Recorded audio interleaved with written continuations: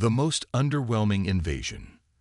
The grand warship Eternal Dominance glided silently through the void, its massive form eclipsing the light of distant stars. Admiral Krozak stood before the viewscreen, all four of his arms clasped behind his back in the traditional Vizari posture of contemplation. His scaled skin reflected the blue glow of tactical displays as his vertical pupils narrowed, focusing on the small blue-green planet growing larger in the viewscreen. "Status report," he demanded, his voice a low rumble that reverberated through the command deck. "All systems operational, Admiral," responded Commander Vezret, her exoskeleton clicking as she moved between stations. "The invasion fleet is in formation. 27 warships, all awaiting your command." Krozak nodded, satisfaction evident in the slight ripple of his ceremonial head crest. For 16 generations, the Vizari Empire had expanded across the stars, conquering over 300 worlds and subjugating countless species. Their technological superiority had made resistance futile, their military prowess legendary. Every advanced civilization across 3 spiral arms knew to fear the sight of Vizari warships. And yet, this planet, this Earth, remained a peculiar anomaly. "Put the surveillance analysis on screen," ordered Krozak. The view screen shifted to display a montage of Earth's broadcasts, intercepted over the past Vizari year as their long-range scout vessels had monitored this system. The images showed a fragmented planet with hundreds of separate nations, contradictory ideologies, and incessant squabbling. Unlike every other spacefaring race the Vizari had encountered, these humans had achieved primitive space travel without unifying their species. "I still cannot comprehend it," muttered Vezret. "How does a species advance to nuclear power and rudimentary space exploration while maintaining such chaotic governance? They have no planetary defense system, no unified military command, not even a single leadership council. It defies all evolutionary logic." Krozak's mouth ridge formed what passed for a Vizari smile, "which makes them perfect for assimilation. Their technology is just developed enough to be useful, their planet resource-rich, and their political disarray makes them vulnerable." He turned to address the bridge crew. "Prepare the standard intimidation protocol. Let's remind these humans of their place in the galactic order." The Vizari intimidation protocol had been refined over centuries of conquest. First, position the fleet in a display of overwhelming force. Second, demand surrender with promises of benevolent rule. Third, demonstrate power by obliterating an uninhabited area. Finally, accept the inevitable capitulation. It had never failed. Jessica Chen, director of Earth's secretly established extraterrestrial contact division, sipped her coffee as the massive alien warships took position around Earth. The detection systems had picked them up 3 days ago, though Earth's conventional military radar remained oblivious to their presence. "They're right on schedule," she remarked, checking her watch. "The Vizari are nothing if not punctual with their invasions." Her assistant, Marcus Wellington, nodded while scrolling through data on his tablet. 27 ships, standard Vizari intimidation formation. Should I alert the defense grid? "Not yet," Jessica replied, setting down her mug emblazoned with the phrase, "Out of this world, boss." "Let's see what they have to say first."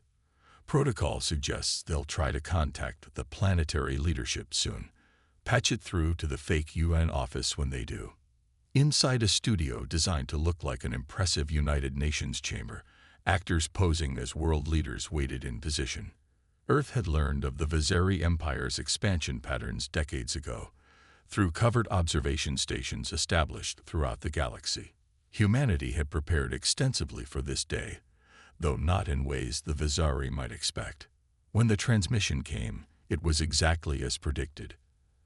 Admiral Krozak's imposing visage filled the screens, his deep voice translated in real time by Earth's advanced linguistic systems. "People of Earth, I am Admiral Tozer Krozak of the Vizari Empire. Our dominion spans 300 worlds across the galaxy. We have observed your planet and determined that you are ready to join our benevolent rule. Submit to the Empire, and you will be granted protection, technological advancement, and a place within our cosmic order. Resist and face extinction. You have 6 Earth hours to assemble your planetary leadership for terms of surrender. The transmission ended, and Jessica checked her notes. Impressive. He stuck almost word for word to the standard Vazari conquest speech. They really don't deviate from the playbook, do they? Marcus shrugged. When you've conquered hundreds of planets the same way, why change tactics? Jessica pressed a button on her desk. Activate Operation Comedy Hour. 6 hours later, Admiral Krozak and a delegation of 4 high-ranking Vazari officers transported down to Earth's surface, materializing inside what appeared to be a grand assembly chamber. Representatives from Earth's nations sat in tiered seating, facing the aliens with expressions ranging from curiosity to apparent fear. Krozak stepped forward, his towering 3-meter frame designed to intimidate. I am Admiral Krozak. Who speaks for Earth? A woman in a tailored blue suit approached, extending her hand in what the Vazari intelligence files identified as a human greeting gesture. Director Jessica Chen, United Nations Special Committee. Welcome to Earth, Admiral. Krozak ignored the extended hand. I bring terms of your surrender. The Vazari Empire demands immediate cessation of all military activities, transfer of all technological data to our databases, and submission to imperial governance. In exchange, your species will receive protection and guidance. Jessica nodded thoughtfully, then suddenly snorted, covering her mouth quickly. Krozak's head crest flared in confusion. Does something amuse you, human? I'm sorry, Jessica composed herself. It's just. She gestured vaguely at the Vazari delegation.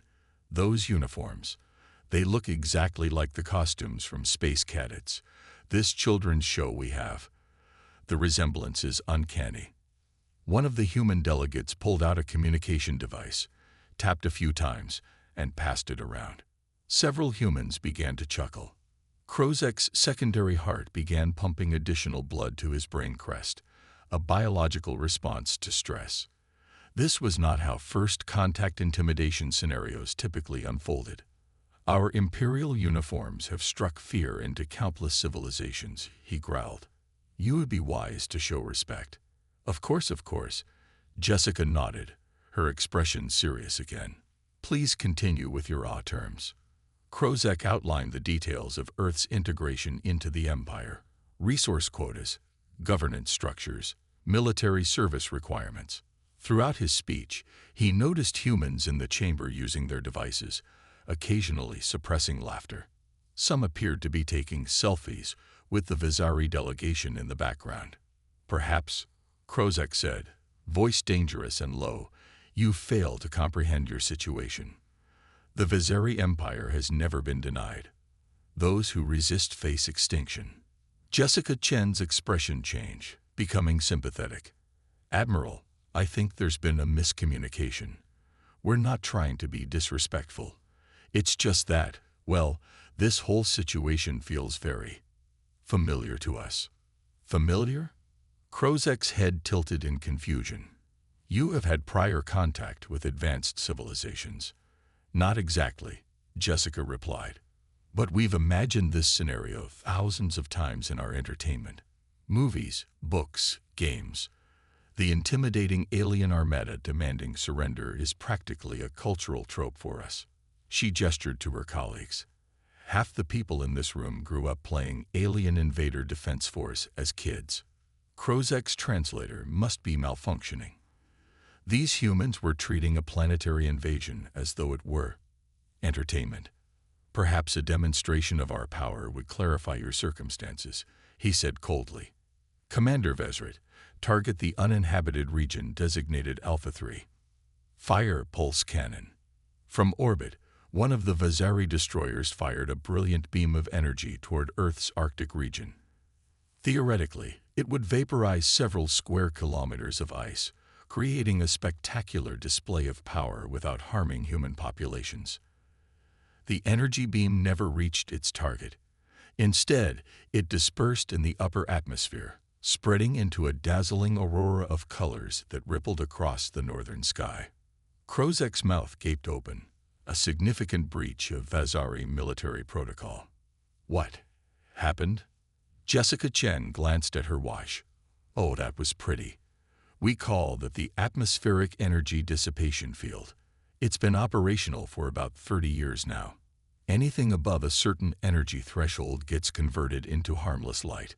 Great for preventing meteor impacts, too. The human delegates were now openly recording the light show on their devices.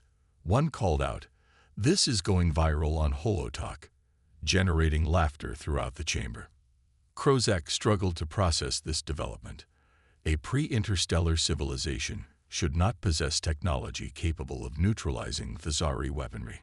More disturbing was the casual manner in which these humans revealed such capabilities, as though they were showing off a minor household convenience rather than advanced defensive systems. "This changes nothing," Krozek declared, though his voice lacked conviction. "The Vazari fleet can deploy numerous weapons beyond your atmospheric defenses." "Oh, I'm sure you could," Jessica nodded agreeably. "But before we escalate things, perhaps you'd like to join us for lunch. Our chef has prepared a special meal incorporating traditional Vazari cuisine, or our best approximation of it."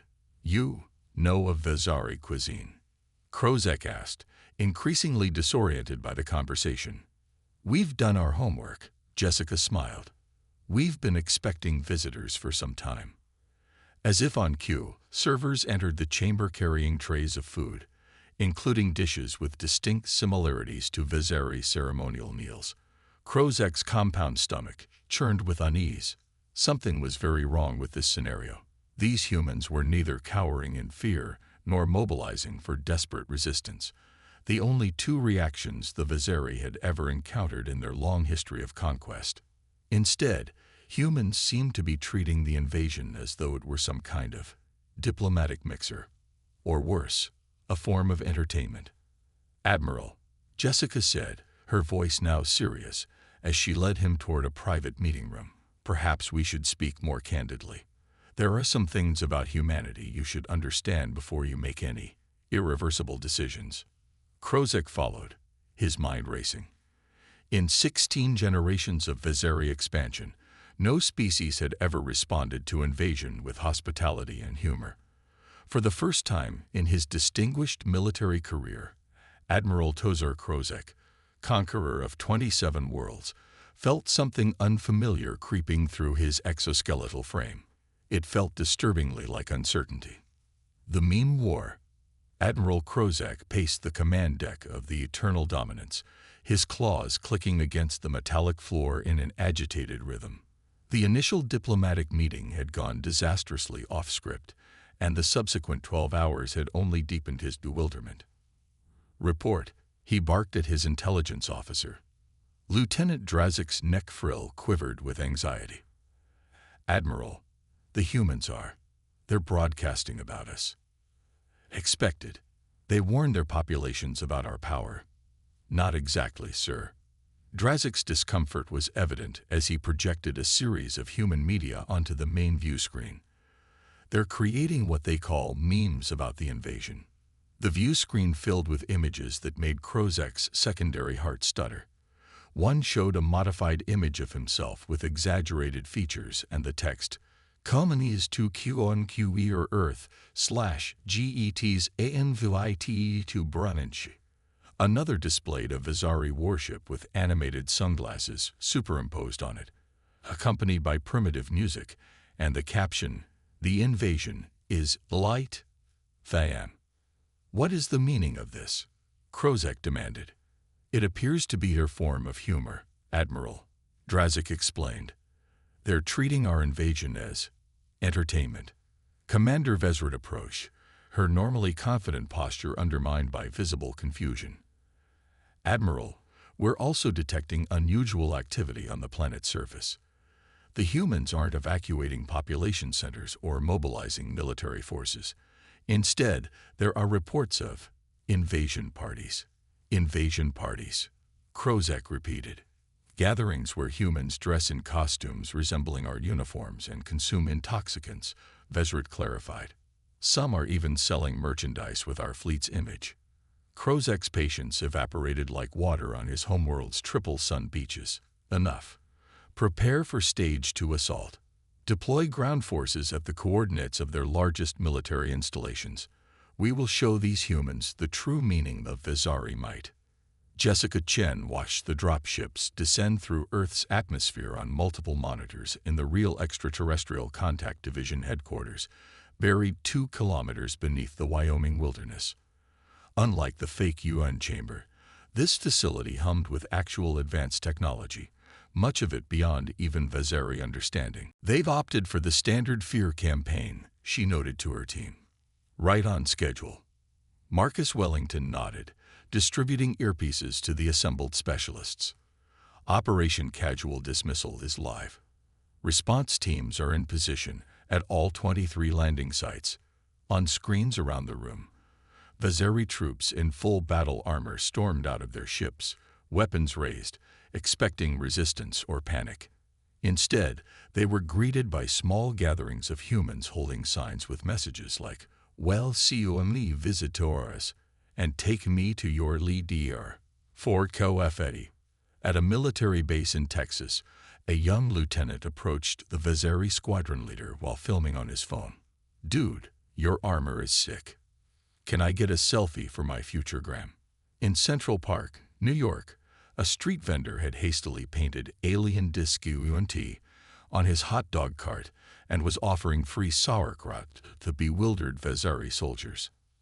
Outside the Pentagon, a group of office workers on lunch break have formed a small crowd, rating each alien's entrance on handwritten scorecards like Olympic judges.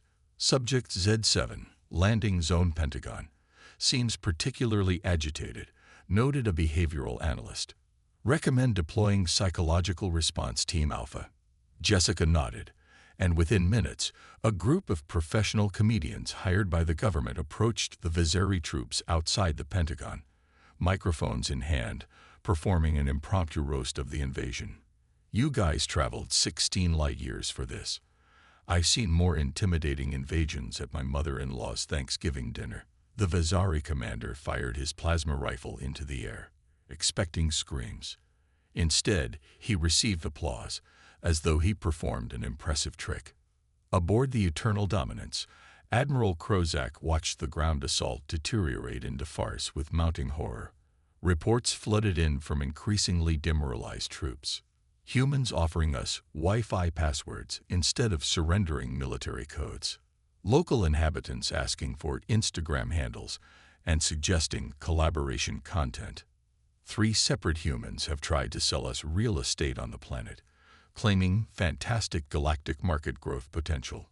Most disturbing of all was the report that human children were approaching Vezari soldiers to ask if they would sign their alien invasion bingo cards.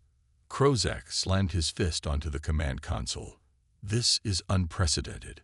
No species has ever reacted this way to conquest. "Admiral," Vezrid ventured cautiously, "perhaps we should reconsider our approach. Standard intimidation protocols seem ineffective against this species." Krozek's pride battled with his tactical sense. The Vezari Empire had never withdrawn from a conquest. It would shatter their fearsome reputation across the galaxy. But continuing this increasingly absurd invasion threatened to turn that reputation to mockery. "Prepare my shuttle," he ordered abruptly. "I will speak with their leadership again. Their real leadership this time." The second meeting took place in an actual government facility, the White House in Washington. D.C. Jessica Chen sat beside the President of the United States, along with representatives from other major world powers. Gone was the casual humor of the first encounter, replaced with professional diplomacy. When Admiral Krozek entered, flanked by his senior officers, he found the humans waiting calmly, as though this were a routine diplomatic session, rather than an invasion negotiation. "Enough games," Krozek growled. "My patience is exhausted. How does a pre-interstellar civilization possess atmospheric energy dispersion technology? How have you prepared so specifically for Vezari contact? And why?" His voice rose. "HFY, are your populations treating planetary conquest as a form of entertainment. The room fell silent for a moment before President Rivera spoke. Admiral Krozak, we believe in starting relationships with honesty, so I'll be direct. Earth has been aware of galactic civilizations, including the Vizari Empire, for over a century. Krozak's secondary heart nearly stopped. Impossible. Your technology. His deliberately understated. Jessica finished. Our first contact with non-Earth intelligence occurred in 1947 when a research vessel from the Arcturian Collective crashed in New Mexico. Reverse engineering their technology gave us a significant head start on certain developments. But more importantly, continued the president, it made us aware that we weren't alone, and that not all interstellar travelers would have peaceful intentions. So we made a decision as a planet, one of the few things our nations have ever unanimously agreed upon, to present a specific image to the cosmos. Krozak's mind raced. You deliberately appeared divided and technologically limited. The best deception contains truth, Jessica explained. We are divided in many ways, but united in our desire to determine our own fate. We developed certain technologies rapidly, particularly defensive and observational systems, while publicly maintaining the appearance of a species still taking its first steps into space. We've had observation posts monitoring the Vizari Empire for 60 years, added the Chinese premier. We know your conquest protocols intimately. The atmospheric shield was specifically designed to counter Vizari pulse cannons.